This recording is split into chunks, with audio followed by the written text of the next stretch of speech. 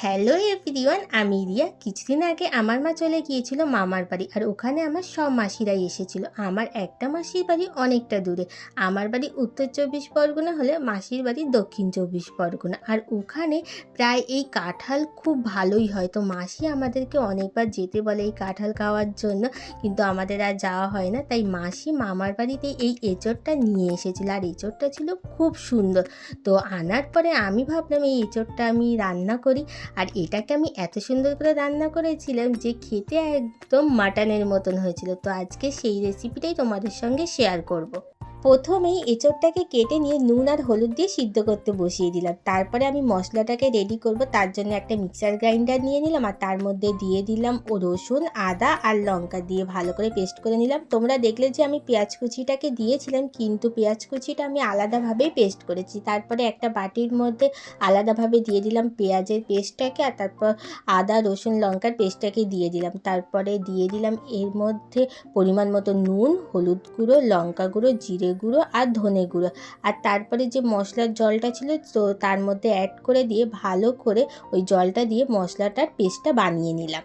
এঁচোড় রান্না করার জন্য মশলার পেস্ট আমার একদম রেডি।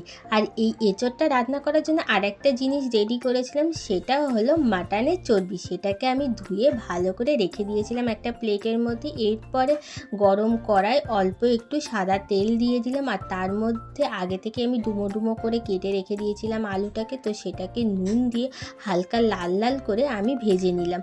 আলুটা ভাজা হয়ে যাওয়ার পরে আলুটাকে আলাদা জায়গায় আমি একটু তুলে রেখে দিলাম। এরপরে আবার দিয়ে দিলাম এর মধ্যে সর্ষের তেল, আর তার মধ্যে দিয়ে দিলাম দুটো তেজপাতা। দিয়ে তেজপাতাটা হালকা একটুখানি ফ্রাই হয়ে আসলে তার মধ্যে অ্যাড করে দেবো ওই মশলাটা, যেটাকে আমি আগেই পেস্ট করে রেখে দিয়েছিলাম। মশলাটা কষাতে কষাতে হালকা একটু তেল ছেড়ে আসলে এর মধ্যে অ্যাড করে দিতে হবে ওই যে চর্বিটা, যেটাকে আমি ধুয়েই রেখে দিয়েছিলাম আগে। মাটনের চর্বিটা দেওয়ার পরে এর মধ্যে অল্প একটু জল দিয়ে দিতে হবে। তারপর কষাতে কষাতে তেল ছেড়ে আসলে এর মধ্যে দিয়ে দিতে হবে সিদ্ধ করে রাখা এঁচোড়টাকে। তারপর এঁচোড়টা দেওয়ার পর ভালো করে কষিয়ে নিয়ে তার মধ্যে দিয়ে দিতে হবে ভেজে রাখা আলুটাকে। আলুটা দেওয়ার পরেও কিন্তু ভালো করে একটুখানি বেশ কিছুক্ষণ কষাতে হবে। তারপর আমি দিয়ে দেবো গরম জল, কারণ আমি নর্মাল জল দিইনি। গরম জলটা দিলে খুব ভালো মতন এঁচোড়টা সিদ্ধ হবে আর খেতেও খুব সুন্দর হবে। তারপর জলটা দেওয়া হয়ে যাওয়ার পর আমি 10 থেকে 15 মিনিট আমি একটু চাপা দিয়ে রেখে দিয়েছিলাম। তারপরে আমাদের রেডি হয়ে যাবে মাটনের চর্বি দিয়ে এঁচোড়ের এই রেসিপিটা। খেতে কিন্তু জাস্ট একদম মাটনের মতন হয়েছিল। এমনি এঁচোড় খেতে মাটনের মতন লাগে। আজকের রেসিপিটা এই পর্যন্ত। টাটা।